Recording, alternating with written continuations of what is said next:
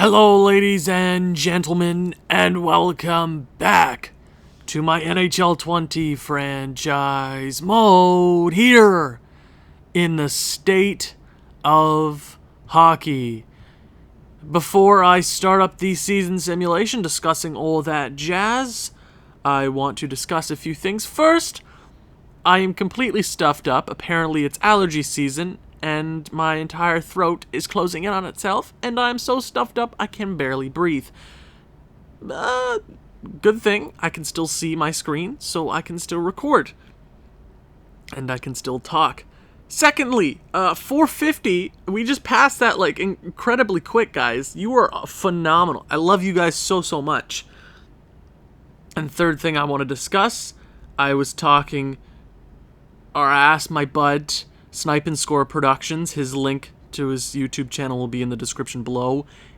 If Owen remembers in the morning, when it's not 2 o'clock in the morning, to change up a few things on his YouTube channel. Yes, if you're watching this the day it's uploaded, we have a bunch of new wallpaper. So new logo, new wallpaper, we're rebranding, and I asked him to do it, and he did a phenomenal job. So go check out his content. Phenomenal creator. He's trying to get to 1,000, so go appreciate some other work. But finish this video first, and then go ahead, because, we're trying to get that watch time. So let's just jump into it. We finished the off-season last episode, free agency, re-sign phase, all that. We lost the first ever pick we made as general manager in Marcus Mironov, which really hurts a lot. We got a lot of stuff done. Now I'm looking at my roster sheet here. I think going into this season, a lot of things were screwed up because of Harrison Hadar being so good in the best way possible. But that's a good thing. That is a good thing. So let's go ahead and talk about the 2032-2033 Minnesota Wild. After getting knocked out in the first round last year against the Dallas Stars, I would argue that we are a better team this year. The first line. Let's talk about the first line. Anthony Francis, the best player in the NHL, 1,240 career points, a 68-goal season last year. That is also his jersey number. He's looking for 600 goals this year. I think he will do it. He is a monster, and you don't want to screw with a guy like that. Definitely the cornerstone of our franchise. And then you got Alexei Petrangelov, who is another absolute machine. He's helped us become a modern-day dynasty. He hit 1,000 points last year, or the year before. Last year, I'm right. I got it. He's a goal machine. He does whatever he needs to do to make us a competitive team. Last postseason, he was a point per game, but we're kind of going to skip over that because it was old Cody Tallander's fault. He won three straight previous Conn Smythe trophies, so he is a valuable asset to this team. I believe he's about to turn 30. And then the captain, Kirill Kaprizov, the captain, 35 years of age. It is a contract season for, I want to say, currently on this roster, he's the longest tenured player. If you go into defense, if you go into goaltending, I believe he is the longest player. He's been on this team longer than anybody else. That is why he's the captain. 580 goals. He'll hit 1,000 games. He'll hit 600 goals. You have two guys potentially hitting 600 goals in the same season. Incredible. He's been a machine his entire career. I'll take nothing away from him. He is an absolute monster. 35 years of age. I'm assuming he's just going to get worse, which sucks for us. But in the long run, that's how age works, right? it happens. But he's going to go down with the ship, and I don't plan on trading him. I want to get him back on this roster so we can retire a Minnesota Wild. I'm not sure. He could definitely make it till 40. He could make it till 36. We are definitely seeing the last of Kirill Kaprizov, though. The second line. Now things start to get a bit more interesting on this roster. Things are all over the place. But the youngest... Sorry, my bad. I just had tacos. My heart is not doing okay. Harrison Hadar, I believe, one of the youngest players on this squad. One of the youngest forwards. We drafted him in the second round. He was never supposed to be this good so soon. He has shocked the hockey world, destroying the OHL. 48 goals last year in 68 games. He is on a mission, and we decided to give him bona fide second line time, and he is also getting power play time. See, because if you go Gogolev on that second line, they're a +1. But if you switch them around, they're a +3 on the second and third line. Hadar is a playmaker. I'm really hoping he goes out there and has a phenomenal season between a legitimate goal scorer and another legitimate goal scorer. Louis Langweeder had an off season last year, but that was expected, especially with his less power play time. I expected that. I knew what I was getting myself into. Scored 30 goals, though. If he can put up 30-plus goals with a playmaker like Harrison Hadar in the middle, I'm expecting him to contend for a Calder, especially when he has Kale Newman, the most underrated player in franchise history. 410 goals, 738 games, 28 years of age. He puts up the points, he puts up the goals. He's been a legitimate guy for us for a very long time. We had a contract dispute a while ago, but that is long, long gone. We have him for 3 more years at a really good contract. I'm glad he's here in Minnesota. The top 6 looks really damn good. But the future is bright for the Minnesota Wild, because the fourth line is almost as good as the second line. And here is my conundrum. Harrison Hadar becoming so good so quickly has put Lionel Waters in a bad position. Because out of Gogolev and himself, I'm inching closer to Gogolev because he's all around the better player, better scorer, he's a better offensive guy, he's a better defensive guy. Lionel Waters costs less. I really like him, so if I can transition him to a right winger, he is a righty. I think he has the potential to be a good winger. I'm just hoping this team gels, and I will be able to tell in the first month of play. Because they also have Alexander Hudobin, who was the second overall pick not too long ago. So that means in the last few seasons we've had 2 second overall picks, which is kind of funny. But that third line, I'm expecting good things. I'm expecting good things from every line here. The fourth line, surprisingly good. They're a +3. You have Boris Habibulin, who got some time in the NHL because I'm like, hey, he works here, might as well. A very nitty, gritty fourth line. They're going to beat you up. You also have Brandon McKinnon, and then you have Connor Bobbylev. So when I left you in free agency, there were 2 qualified offers to Bobbylev and Mats Pearsons. Bobbylev he was offered a contract from some team 1 year at 1.3. There was no compensation for it, so we just got him back for that price. Mats Pearson, on the other hand, we didn't have the money, and I didn't want to trade around any contracts for a guy that I didn't think was going to go anywhere. We got the compensation for a 3rd-round pick, and he went to a team. If Owen's smart, he'll put the screenshot on the screen, but I doubt he'll be smart enough to do that because by the end of this recording, it's going to be like 3 o'clock in the morning, and nobody has time for that. But the offensive core is looking honestly better than what it was last year. I'm just a little scared it's going to be an iffy start to the season, or it could be great. It's either one of the two. We won't be in the middle of the road. It'll be one or the other. Let's talk about the defensive core. After losing Marcus Mironov, this defensive squad, is still as impressive. Quinn Hughes. You can take a moment to remember Marcus Mironov. 5 Stanley Cups to his name.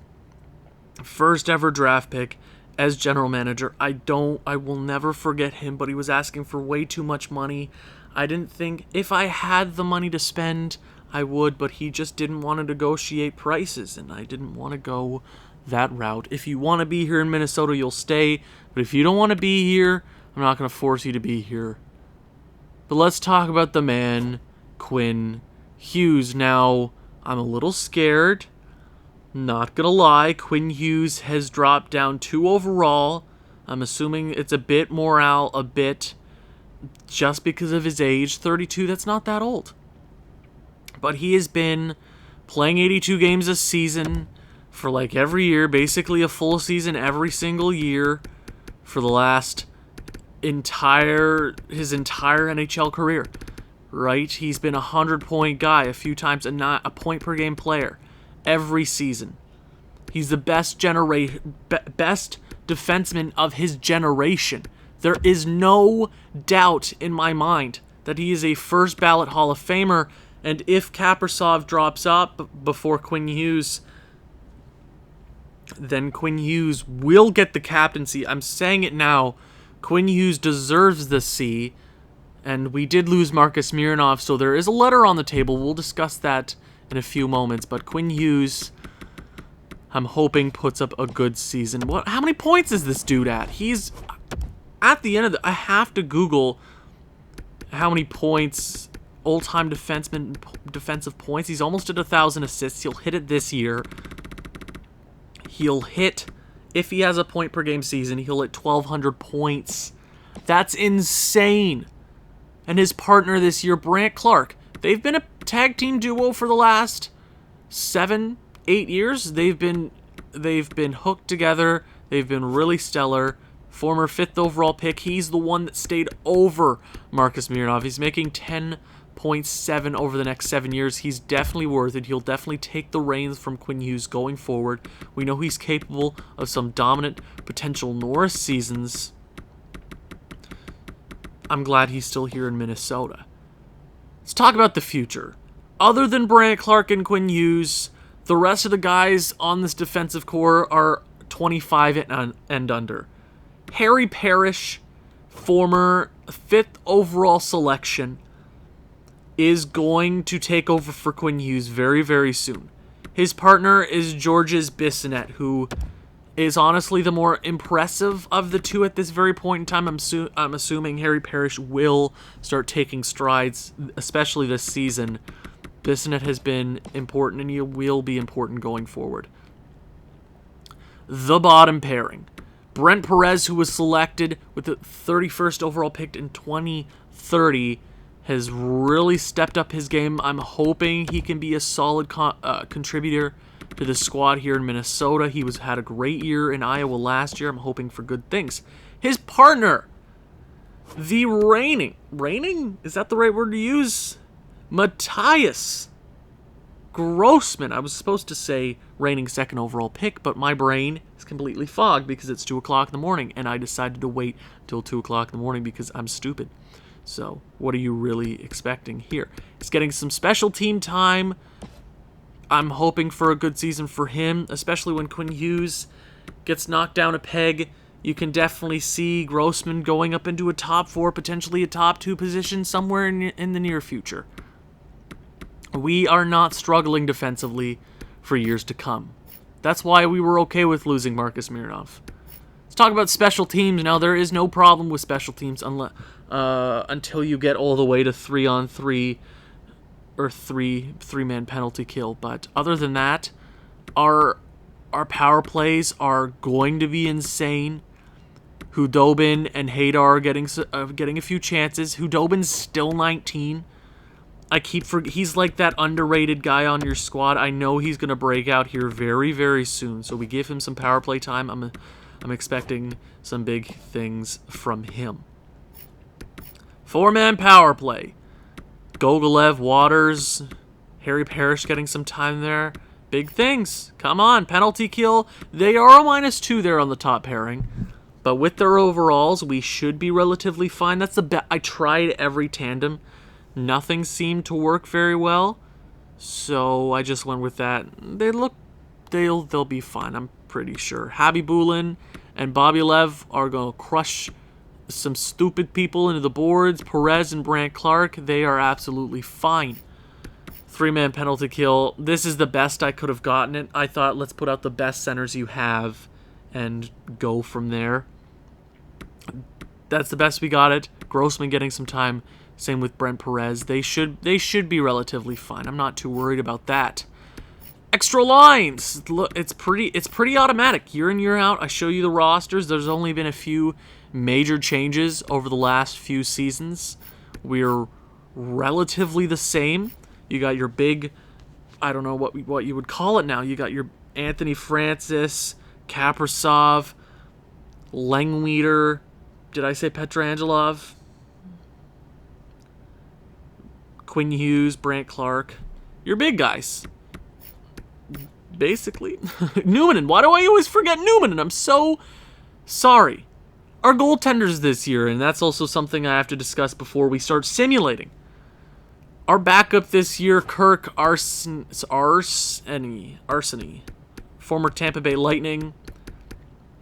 Signed him to a 2-year, under $1 million contract. That's a great deal.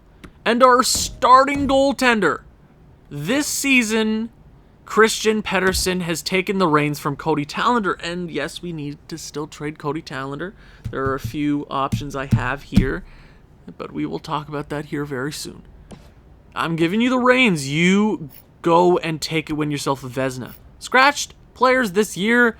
Kolyakovo is a player that we have to move. We're going to discuss all those moves that we have to make here in a few moments. Stefan Backer and Nasir Danner are our scratch players in the NHL this season. Let's talk about Iowa. Now, I'm not going to go into special teams. I'm just going to tell you about some noticeable prospects in the AHL. Lars Prince. You have the medium elite Lawrence Skunin. You got Koskinen. You got Bobby McFumbles. You got Zimmerman, who's 21. Definitely will be an NHL player. You have Lynn. Cutler, who's not really a prospect anymore. You got Abelschauser. We're good. Zinger, who we signed 2 or 3 guys in free agency just to fix up our HL squad. No need to put that on screen. Defensive core.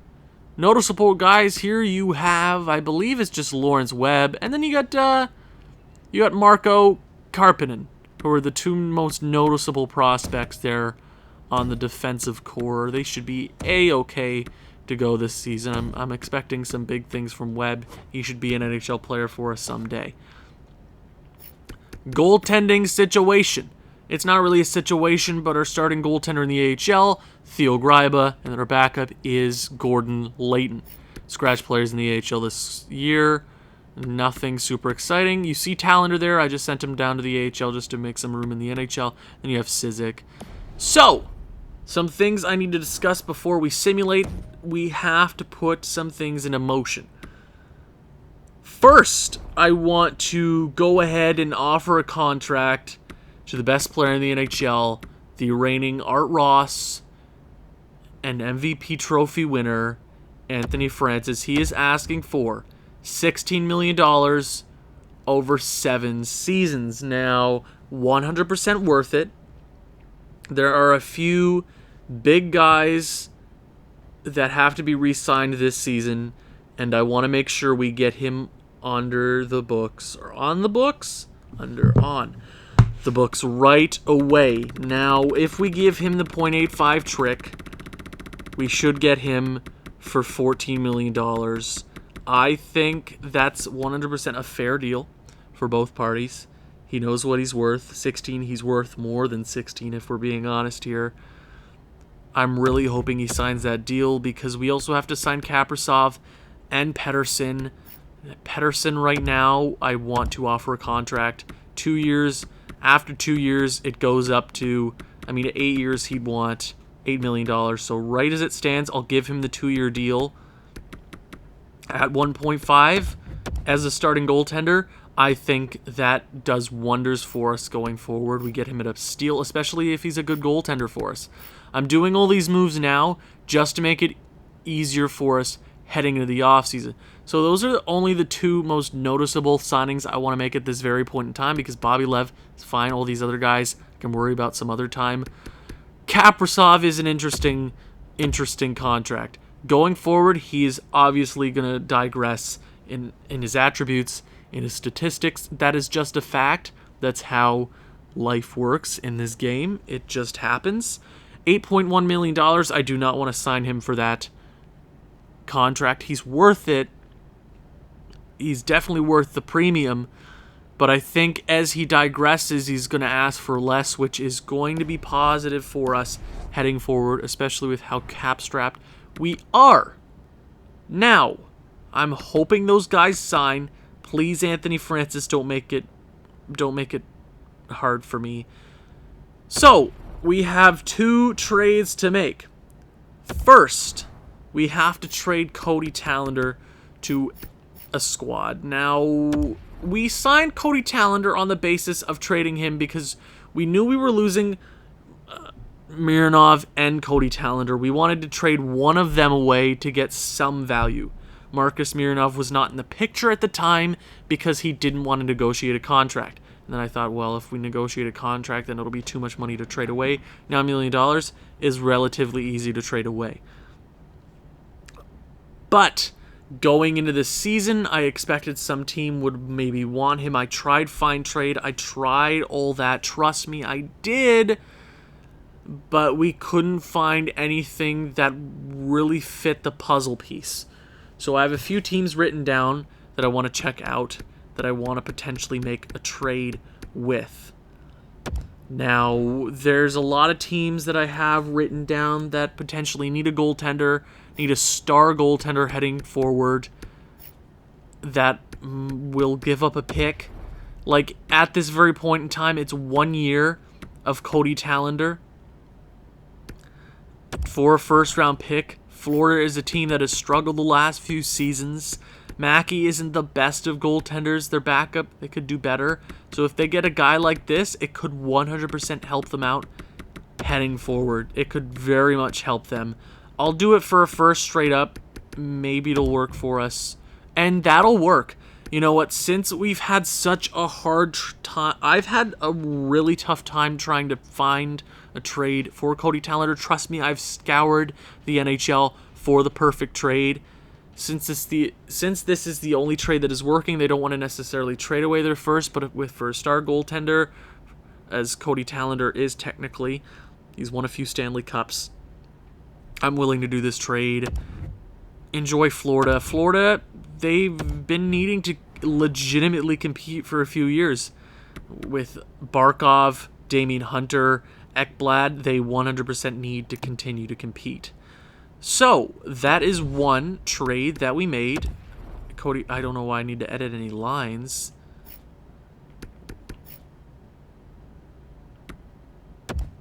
What?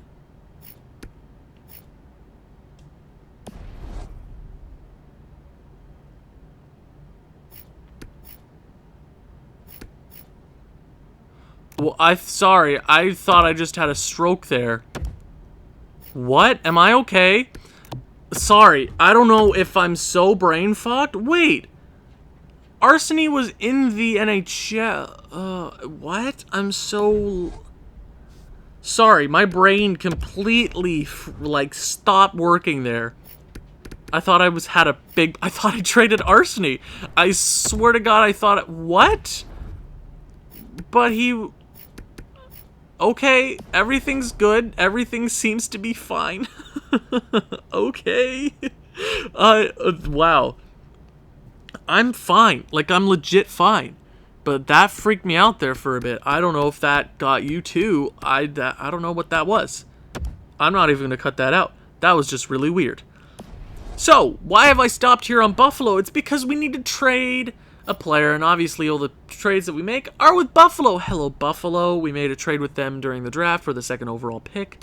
Say hello to Buffalo. So the player on the chopping block right now that doesn't fit into any of my current plans is Dane Koliakovo. I really, really like him. I think he could be a great winger for us, but with what we have at this very moment in time, he doesn't work. I think he's a great player on any other team in the league. He'd fit for them. Right here in Minnesota, with the talent that we have, he doesn't really fit with us. Right? You think of our third line, not really going to fit there. Fourth line, not really going to fit there because you don't put a playmaker on your fourth line. It rarely ever works. So, Koliakovo to the Buffalo Sabres. Now, what do the Buffalo Sabres have that I want? Now, Buffalo has a prospect by the name of Don Kreider, drafted in the 3rd round, 91st overall in 2031. 20 years of age. We're kind of swapping prospects here. You get an NHL-ready talent for a guy that's a few years behind him. I'm 100% willing to do this deal. I know we've had our, not grievances with Buffalo, but we've definitely done a lot of dealings with Buffalo over the last few seasons. Now, we've been in good spirits with them. I think they would 100% be willing to do this deal. The only reason I didn't trade Cody Tallender to Buffalo is because they had Jaden Weeman. I didn't think that worked out. So, as it currently stands, the trade value doesn't work out. So, would they take a first-round pick? Trade rejected. Okay, I get it. Is there any skaters there that they would take? Well, we got a few unsigned guys. Like Markstrom I'm willing to do since we're so top-heavy on defensemen. I'm willing to do that trade straight up.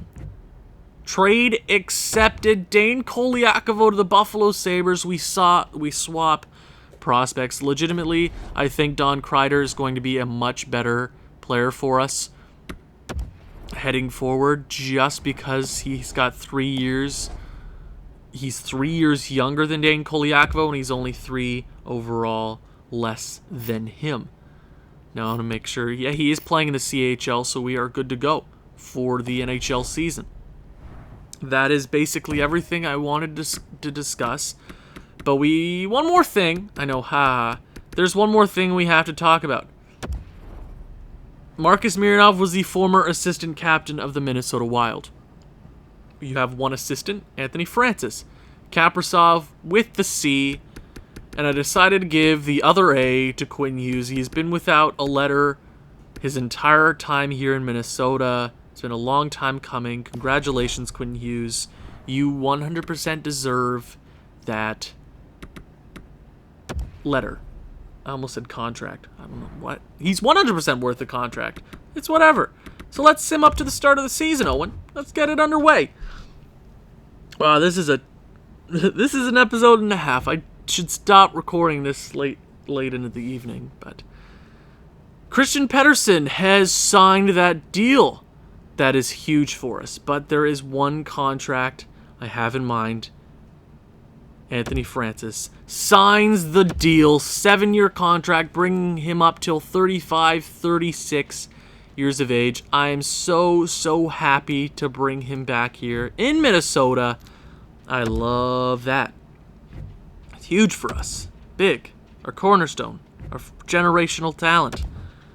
But it is the beginning of the 2032-2033 regular season. Let's start it off. Game number 1 against the Carolina Hurricanes. We will slow sim it because I feel like it and you can't stop me. Game numero uno. First period. 0-0. Wish we could have gotten some scoring there, but it is deadlocked at 0. Second period. 2-2. They opened the scoring with 2 quick goals. Roslovic.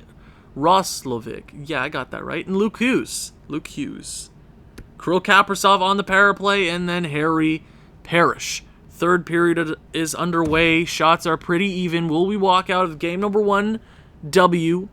Maybe. Potentially. Come on, Minnesota. I'm asking for a few guys to step up here late into the period numero 3. Come on, Minnesota. I know somebody wants to step up. Power play for Carolina. Killing it off. That is a late power play. That is, uh-oh. Are we heading to the overtime phase? Two different words, Owen. You got it. So, we're on kind of a trend here. The last few seasons, we've slow simmed the first game of the year, and we've gone into overtime, so we won't break that tradition.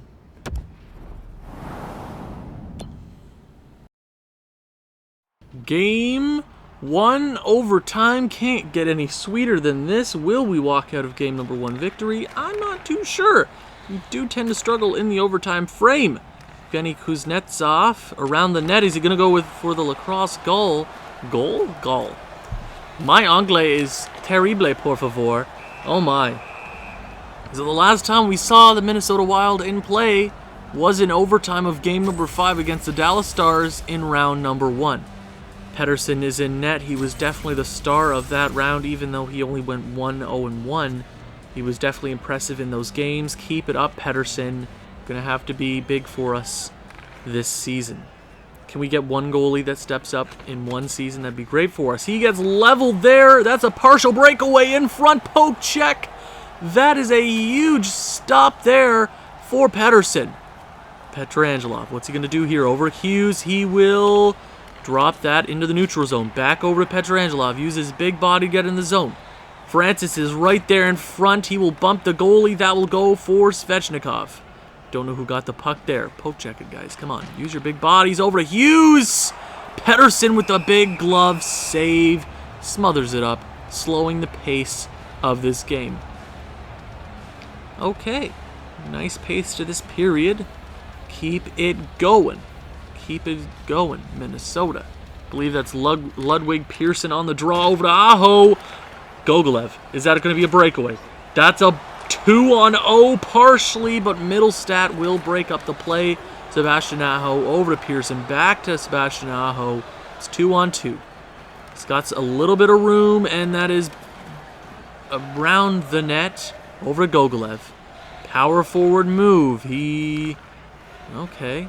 Not really a whole lot there. Carolina with another chance. He's got a lane. Over to Middlestat. What's going to do here? Get some room in front. That he gets laid out. And that is a big defensive play. Gogolev, does he have the speed? No, he does not. Pearson. Middlestat. They haven't gotten a change in a while. They will dump it to make that line change. Newman up to Clark. Defenseman on the rush. How often do you see this in OT? Actually, quite often, Owen. And Frederick Darling will get the puck. Over to Svechnikov. Hughes over to Darling. Darling will get it to Svechnikov. That is wide of the net.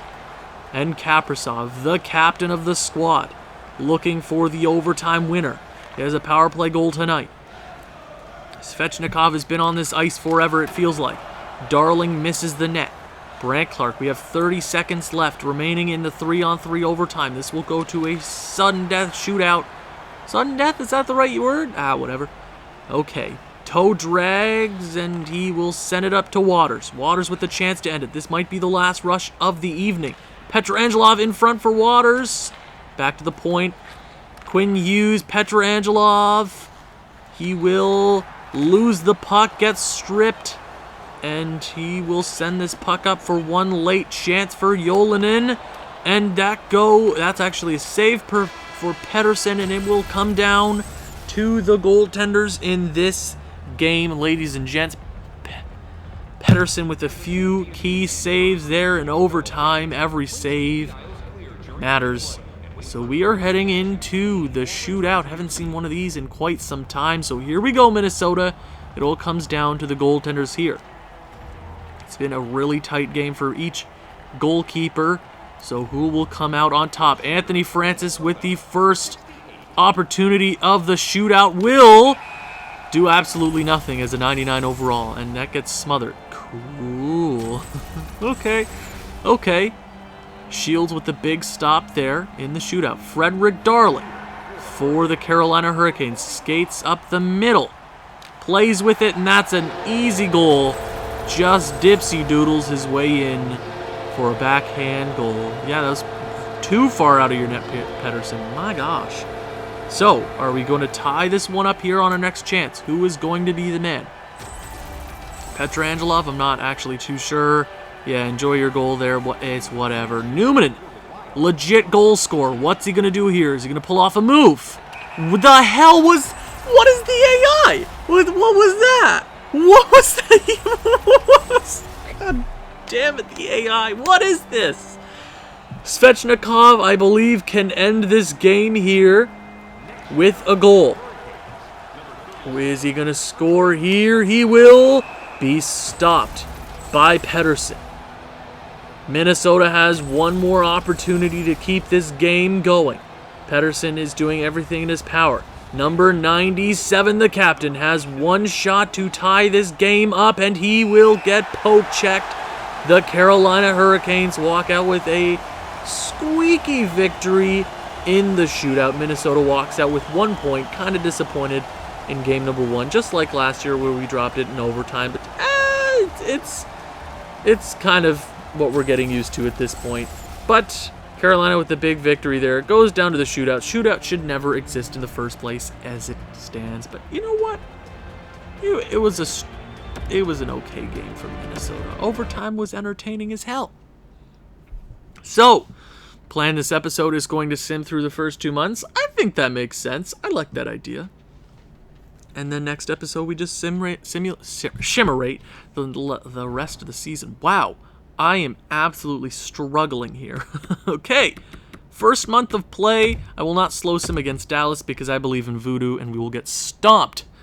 0-1. Do we tie it up? Big OT win. Okay, fans are getting their money's worth through 3 games. Carolina, do we get some revenge? Yes, we do. 3-2 victory. Dallas, we whooped them 6-3, starting off the season 4-0-1. Make that. Oh, and we lose 2 regulation losses in a row. Love that for us, Minnesota. Love that. Okay. Ooh, we got a franchise player in the draft. Okay. Believe there was a Khan a few years ago, which was a franchise player. Oh, he's similar to Wayne Gretzky. You don't just throw that name around. Now, I would love for that pick to turn into the first overall pick, the one that we traded for. Could you imagine? Oh my God. Just imagine it. Give me what I want. Give it to me. Dropping 2 in a row. Let's see if we can rebound here against Edmonton. Big 8-2 victory, stomping them. 2 big wins in a row there. Keep it going. Anaheim, shutout. I will take it. Harrison Hadar, you're fine, bud. You're okay. Persuade, are you a team player? You are a team player. Harrison Hadar, Double H. Radar Hadar. I love him so much. Lino Waters wants to talk. Dude, what do you want to talk about? Is the third line struggling this year? Seems like they're probably struggling. I'm sorry, Lionel Waters. Like, if our team wasn't as deep as it currently stands, you'd probably be a second-line center, but on this squad, you're not. Because look at our team. Look at our team. You should know that by now. Cale Newman is a team player. Everybody seems to be happy right now. I'm okay with that, but everything can go wrong just like that. But let's finish off this month strong. Everybody in the on God's green earth wants to talk. Langweeder is a team player. Okay, good. That's good for us. Now, why don't we just get them all into a room and be like, hey, it's okay. You should know this by now. Florida to almost end the month. 9-4 loss. Jeez Louise. Panthers stomp us. 7-3-2. What we will end the month at? We will 4-1 victory. 8-3-2. Second in our division. Not a bad month. Could have been better. A few iffy. Ooh, Anthony Francis is going off. Oh, you love that. Okay. So, we're going to do what we usually do. I'm going to sim through 2 months and then check the stats because 1 month is not a good, what's the word?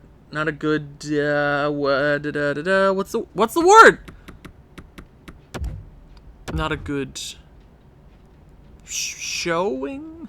I literally can't think of the word. Not a good. Nope. Well, You know what I mean. Please, it's whatever.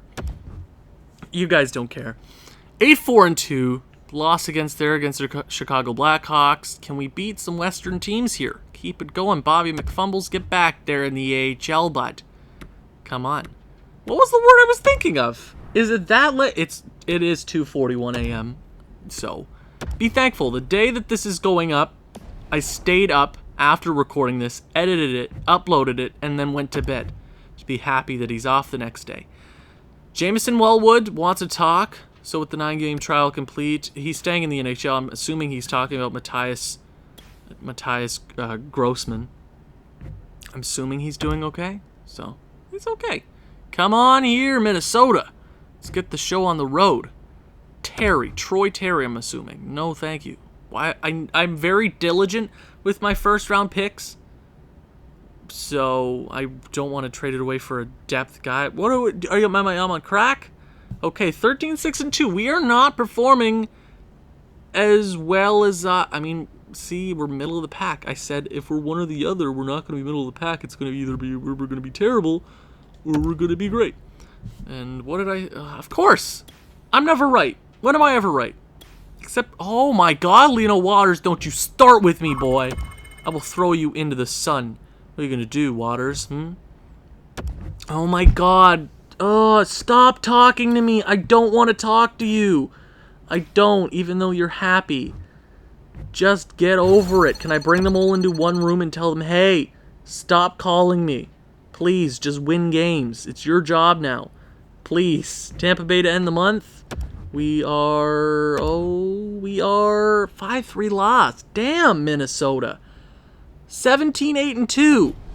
Yeah, I get why this team would be a little bit iffy through the first 27 games of the season. Let's check out the Wild through about one third-ish of the season. Let's see the Wild. Okay, first place on the squad in points is Anthony Francis. Does that surprise absolutely anybody? No, because he's going for another friggin' Art Ross. What are you going to do? He's at 1,278 points. He's the best in the friggin' world, bud. Alexei Petrangelov, 33 points. He's doing exactly what he does. Kaprizov, yeah, he's old as hell, but he can score goals. Cale Newman, 20 goals, leading this team in goals, actually. 27 points, as long as he scores goals, man. Harrison Hadar. That is huge to see Harrison Hadar step the hell up. On the second line, debatable he's on the second line. 20 points in a rookie season. He's definitely stepping it up. I am a little concerned with a lot of the plus-minuses I see so far. Okay, Gogolev. Yeah, the third line is struggling. Gogolev, 19 points. Not bad. -1, though. Bleh. Langmuir, 14 points on the second line, is definitely digressing very, very quickly, but I understand that he's not on the power play anymore, so I understand that. Lino Waters, 12 points. Could be worse. Definitely could be worse. Alexander Hudobin, 10 points. -5, though. He's on pace for a better season. I hope he steps it up there. Bobylev, 8. Habibulin, McKinnon. Yeah, I'm a little iffy with a lot of the plus-minuses here. We haven't been the best of teams, so I'm assuming goaltending has been garbage. Quinn Hughes. When everybody else disappoints me, Quinn Hughes never does. And I hope I don't eat my words. Quinn, gosh darn Hughes, is the best defenseman of his generation. Tattoo it on my body. It's just a fact. It's just a fact. That's a fact. 26 points in 27 games. 1,100 points. He's probably going to hit 1,200 this year. He hit 1,000 assists. One of the best. He is the best defenseman ever, question mark? 20 points for Brandt Clark, so they are definitely working out very well, even though they're partners always. But I'm glad to see after losing Marcus Mironov, they're still putting up impressive numbers. Georges Bissonnette with 12, Harry Parrish with 9, Grossman with 6. Grossman's having a good year. Grossman's doing pretty good. I'm okay with that. Perez with 4. So our bottom two defensemen are doing pretty solid. Not a lot of penalty minutes. I'm okay with that. Harry Parrish could be doing worse, but he's definitely taking a lot of bumps here and there because of how much time he's now playing, right? Bissonnette is doing, honestly, really well. Definitely taking a bigger role. Okay, goaltending, and I'm scared. Ooh, yeah, Christian Pettersson, not doing the best. Nope. Last year you played, okay, well, he's kind of averaging the same goals against, right? Like, sort of. I mean, he was better through 21 games, obviously, but he could be worse.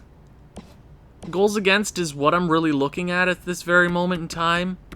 So with 276 goals against, it could definitely be worse. Our backup goaltender is garbage.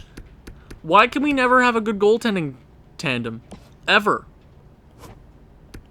Why? Why does overall never matter in this game? It doesn't. It doesn't. It doesn't. I'm legitimately debating trading him away already because he's been bad. Okay, let's go to the entire league, see what's up. See what's pop, lock, and dropping, boys. Christian Kajakovsky stayed with the Philadelphia Flyers. He's probably the best goaltender in the league. Then you have Jaden Weeman with Buffalo. Cody Tallender sucks. Yes, hopefully Florida sucks. Please, give me the first overall pick. Gregor DeVries is doing pretty good. I'm glad. Good for him. Good for him. Rookie skaters. Harrison Hadar has to be up there, right? 22 points for Dodge, who was the 4th overall pick this past season. Okay, it's definitely a race at the top this year. I'm hoping Harrison Hadar can run away with it because look at those puck skills, man. Offensive awareness, defensive awareness. I know that's definitely helping his overall. But man, oh man, he is a good player. Okay, defenseman. Come on. Quinn Hughes is a leading old defenseman. He is way better than the rest of his competition. Way better. The next best guy is Cale Makar, 4 points behind, same plus minus. Come on, Quinn Hughes. No penalty minutes. No penalty minutes. Oh my god, are you kidding me? He's the man. All skaters. See what it's looking like this season. Joel Everberg with 47. Wow. Francis has to gain some ground there. I mean, Jesus, he's played 3 less games. Wow. 35 goals? Joel Everberg, you absolute monster. You're a monster. Oh my god. Hot. Oh, I would love to see somebody break Gretzky's in-season goal record. Oh, please. Please, Joel Everberg, keep it up. I would... Please. Please. Question, please do it. Elias Pettersson with 30 assists. Most assists in the league. Best plus-minus. Plus 23 for Everberg. Most penalty minutes. What is it? 71? Oh my god. That's a lot of penalty minutes. And he also has 100 shots. Okay, let me just check out the stats in season. Okay. So, whose pick do we have? Florida? Florida seems to be in a playoff spot. Florida, yeah. Florida is 6th in the league. Okay, we're 4th in the league. Definitely have some time to catch up in the points category. But I think I'm going to call it for this one. My allergies are killing me. I really can't speak, but obviously I post every day, 3 p.m. Eastern Standard Time. Thank you guys so much for supporting me. I appreciate it so much. I do this because you guys show me support each and every single episode. You guys are killing it. Thank you very much for watching. If you've enjoyed this one, please leave a like, leave a comment, share with people who you think may enjoy this sort of thing. I'll see you in the next one. Ciao.